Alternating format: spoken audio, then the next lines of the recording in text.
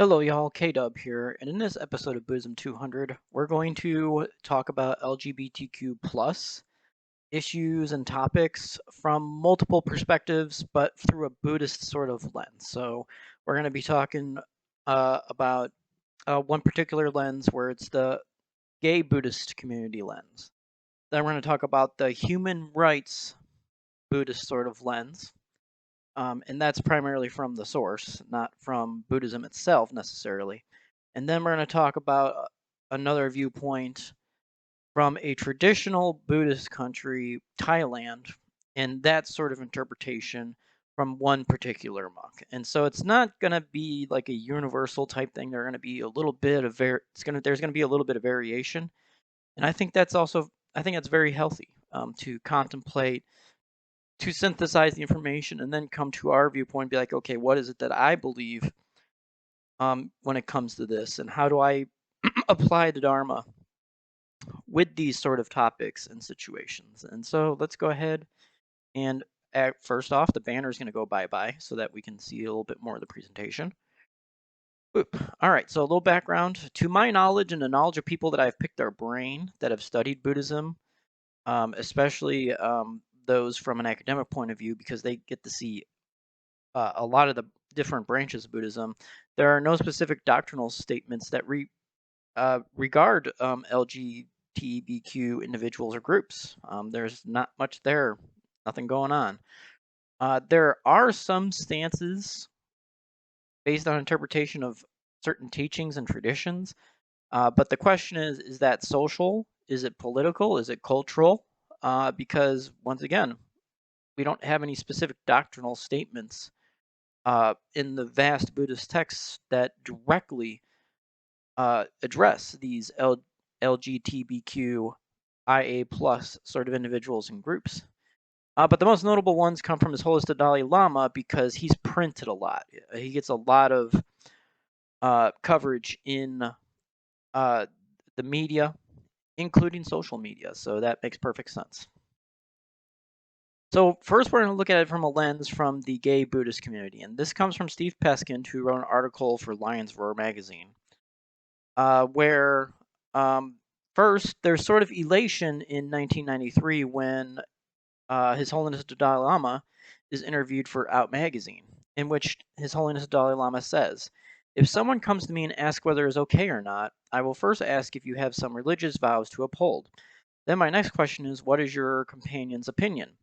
If you both agree, then I think I would say if two males or two females voluntarily agree to have mutual satisfaction without further implication of harming others, then it is okay." And it's a little bit confusing because it sounds like, at least from my perspective here, we're talking about the sexual act. And so it sounds like this is saying the sexual act between males and males and females is perfectly okay, as long as it doesn't violate any religious vows that either one needs to uphold, and that the partners are on the same page about it. So that's what it sounds like to me.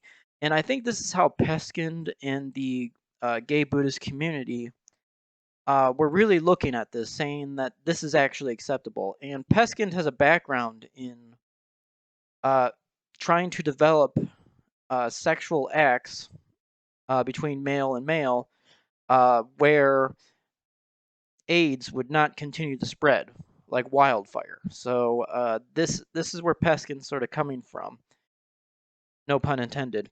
And so that's in Out Magazine 93. And then we have this work called Beyond Dogma in 96, where His Holiness Dalai Lama is asked, what are proper sexual attitudes?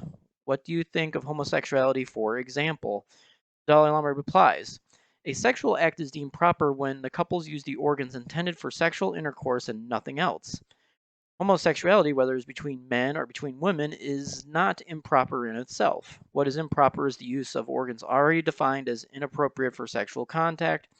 Is this clear? And it's actually really mind-boggling, confusing to me. So we're talking about the sexual act. We've already stated that. That is the first sort of sentence there.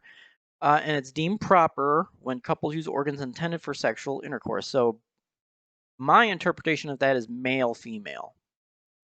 And nothing else.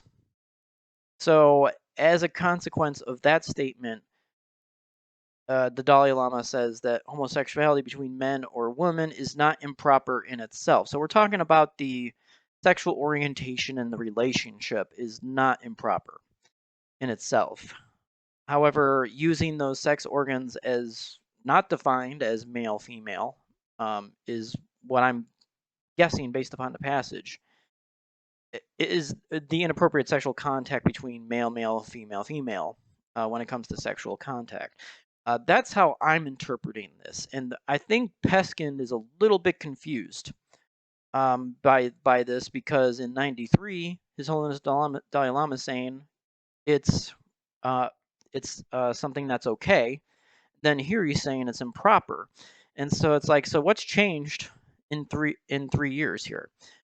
So obviously we're looking for answers. So a private meeting's held in '97 in San Francisco, in which it's established that there are no traditional texts that actually support what His Holiness the Dalai Lama said. So it's basically, the leaders of the gay Buddhist community are saying, well, there are no texts that support this. So really, how much weight should we put in these statements? So there's that. And, His Holiness Dalai Lama acknowledges this. He says, to certain questions, I don't know, which is obviously an awesome answer if there's some confusion, even within the text, within your own understanding. I don't know is an appropriate answer. But he was open to the possibility of Buddhist tradition changing eventually in response to science, modern social history, and discussion within the various Buddhist sanghas. And he urged us to go forth and advocate our interests, human rights, equal protection under law, that sort of situation. And this is pretty consistent. His Holiness Dalai Lama has said over the course of many years that Buddhist tradition will have to change if science has so much overwhelming supporting evidence that counters a Buddhist teaching. In modern social history, we're taking multiple factors in here from modern social history. That tends to change some religious traditions over time. In discussion within the various Buddhist sanghas, there's no one Buddhist community that makes the rules for all Buddhist communities. Those vary based upon the individual Buddhist communities. So that's sort of the explanation there. But religious tradition, including Buddhist tradition, tends to change more slowly. Social change, technological change, economic change, political change, cultural change, oftentimes those will change much, much more quickly than um, Buddhist tradition, sometimes religious traditions in general. It really depends upon the context and situation. So why should we take Peskin's point into consideration? Well, if there's little, if any, supporting evidence, then maybe these assertions just are plain fabrications. Although not against homosexuality directly, statements were directly against practices that assisted in preventing AIDS. I mean, preventing illness seems like something that would be a wholesome thing to do, right? Therefore, this creates a double bind for believers of the middle way. Being a homosexual is not a problem, but homosexual sex practices are sexual misconduct, the third precept, to abstain from sexual misconduct. There are other things that are sexual misconduct too. For example, if you're a do-it-yourselfer, that is considered sexual misconduct by many traditional interpretations. Anyway, that's not something to be taken lightly. There are karmic consequences for violating precepts, even with wholesome intentions. And you might think, well, that doesn't seem logical, but think about it. If you do murder someone, uh, there is a little residual intention of greed at that moment in time, even if you're trying to protect others. So that is the logic behind that determination. But just to restate the point, violating a precept, including sexual misconduct, is not to be taken lightly because there are consequences for that in the big law of karma view.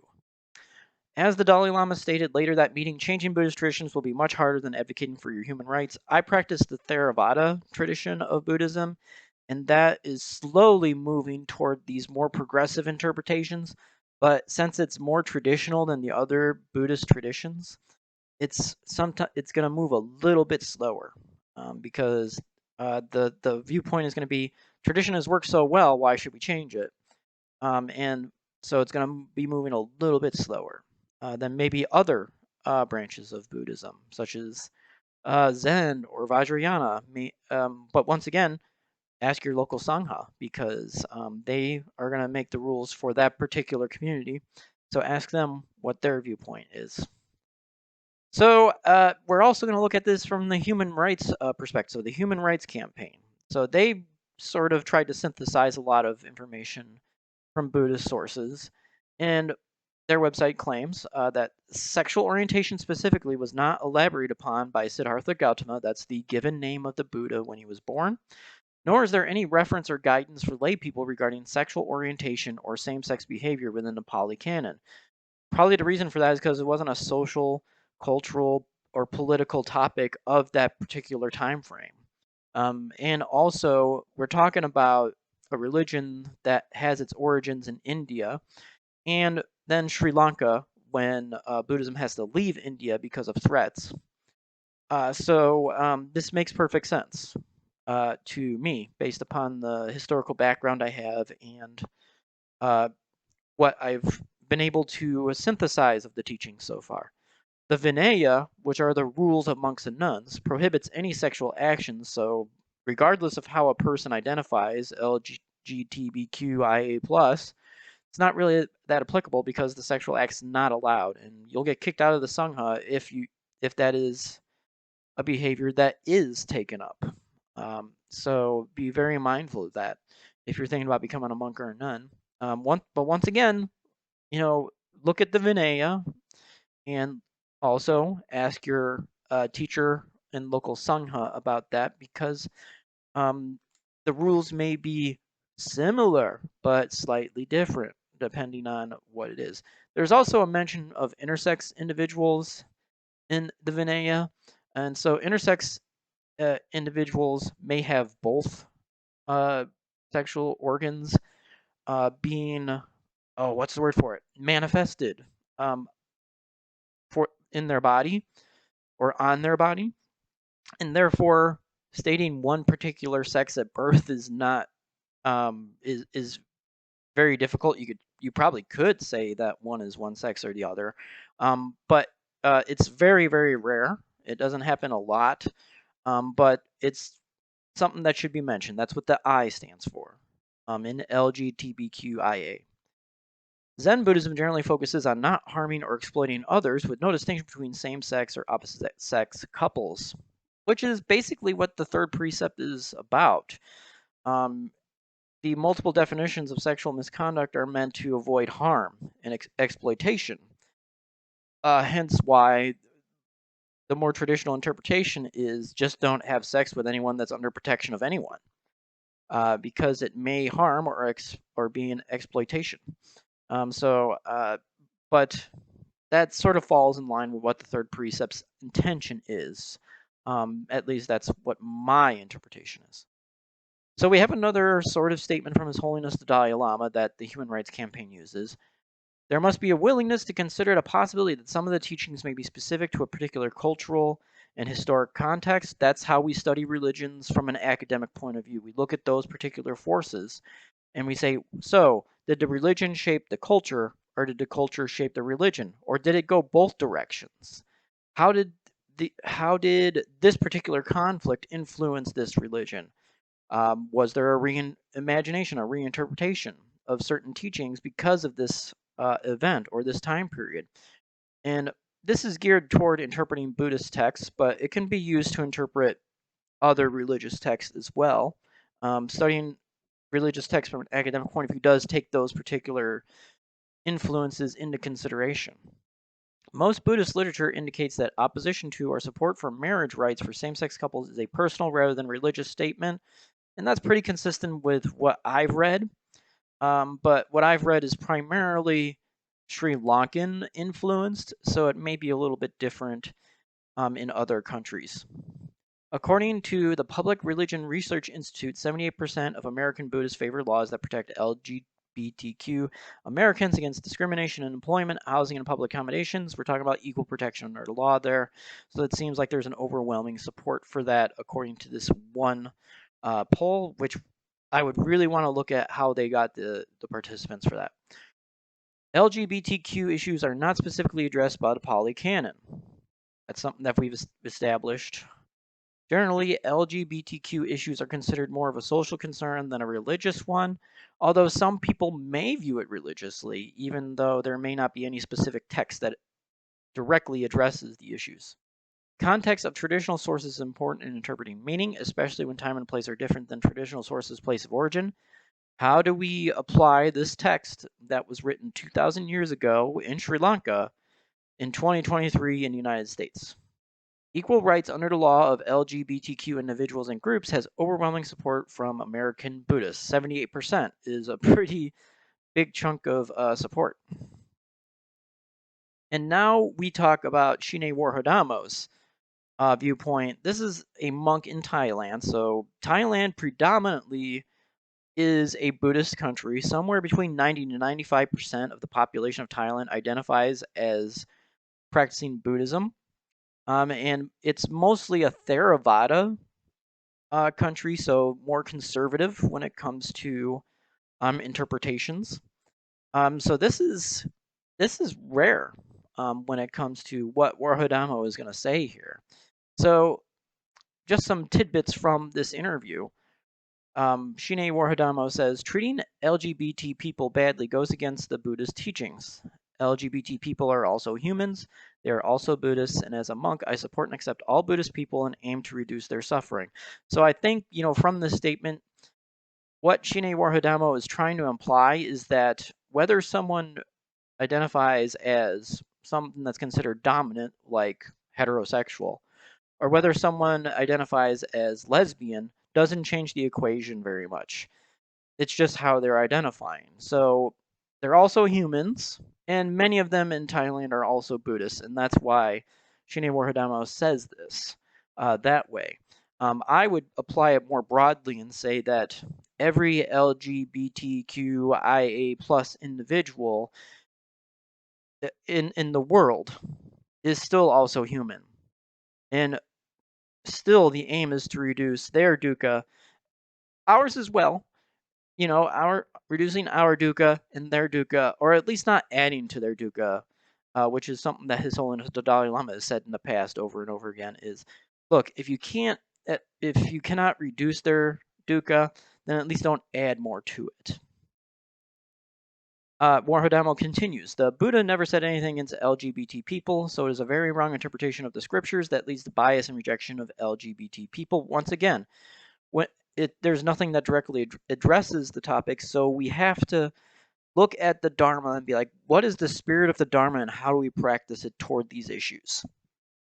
Monks generally avoid talking about LGBT and gender issues, but we should be talking about issues that affect society, and religious teachings have to reflect the present times. Otherwise, religion becomes a dinosaur. And I think that this is a very fair statement. If I just sit on my religion and say, well, we don't have anything to say about LGBTQIA+, then that social change, that cultural change, that political change is going to look at that and be like, wow, that's pretty archaic.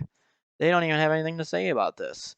And so this is the reason why we try to practice the spirit of the Dharma when it comes to these topics. Do we want them to have freedom from dukkha? Absolutely, if at all possible. So what laws can be passed so that this reduces their dukkha?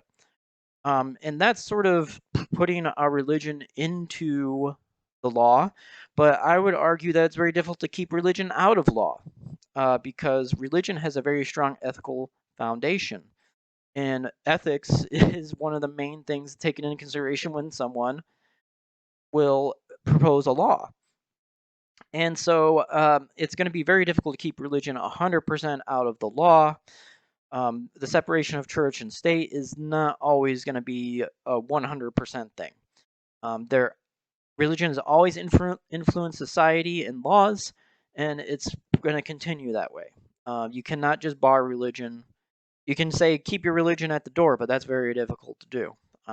But still, I think this is a fair point because if a religion does not have anything to say about this, there's no interpretation that to address those particular issues, then that religion's going to be seen as irrelevant and not applicable.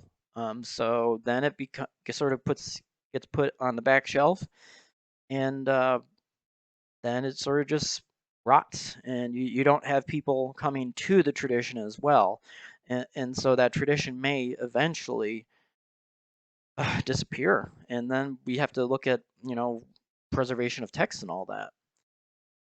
Where Hadamo continues, I think it helps them being the LGBT community to see a monk who is friendly and gives them an interpretation of the Buddhist religion that supports them. In other words, an interpretation that says that they're still living beings, they desire happiness, they still encounter dukkha. We want to try to reduce their dukkha and our dukkha. It doesn't change the mission at all. It is important that they know, once again, the LGBT community in Thailand, it is important that they know they are equal and accepted and have the same rights as everyone else. So, rights, when we talk about the same rights, we're probably talking about legal rights. When we talk about equal and accepted, equal meaning that they're still living beings, and accepted that, yes, there may be some differences. However, that doesn't change that they are still living beings. And so I think the main point where Hodamo is trying to make here is how these individuals or these groups identify when it comes to sexual orientation or gender identity doesn't change that equation at all. It doesn't change the mission, and it doesn't change the lens in which we should be perceiving those individuals and those groups.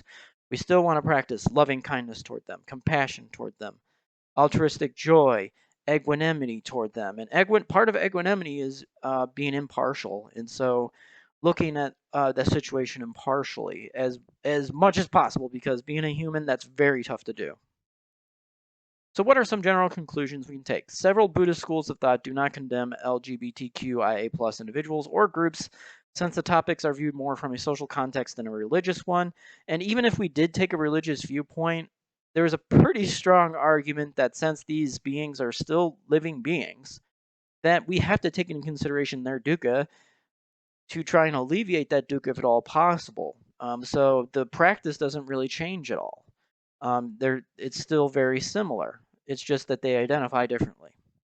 Homosexuality is generally accepted as sort of a sexual orientation or a relationship deal, although homosexual sex does not have general acceptance from traditional sources, which may be social and cultural, not necessarily Buddhist.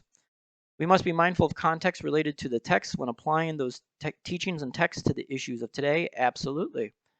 I mean, yes, it was written 2,000 years ago, and there may be a lesson or a teaching in there that we can apply. But how do we apply that in 2023 and still be loyal to that teaching and not make other people pissed off and increase their dukkha? Few monks have actively engaged in, or at least been published, in support for LGBTQIA plus individuals and groups. Shina Warhodamo is probably an exception because a general viewpoint was that the Buddha tried to keep his nose out of politics, and so monks should as well.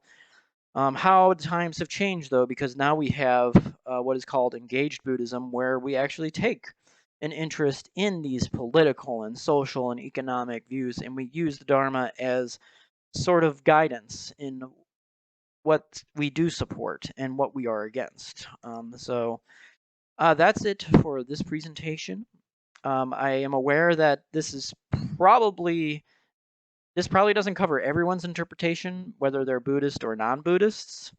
And that's okay. If we tried to cover all these perspectives, I'd be talking. I'd pass out because I'd still be talking. So if you are a practicing Buddhist and you have a different viewpoint, please feel free to share in the comments as long as it's respectful, according to my sources, in my opinion, according to what I've read, that sort of stuff. And if you are a non-Buddhist, same rules. According to my sources, my interpretation, based on my understanding of this This is the viewpoint that we take. I I really want the comments to be a discussion, not a debate of who's right, not a debate of who's wrong, because it's, black and white is so rare when it comes to application of teachings. There are so many gray areas, and I think sometimes we focus so much on the black and white that the gray is not seen very well. Or if it is seen well, it's ignored. So that's just a personal opinion. You can take that with a grain of salt, of course. So the next episode is going to be about friendships. What does the Poly Canon say about friendships? So until that episode, everyone take care of yourselves, and I'll talk to you soon. Goodbye for now.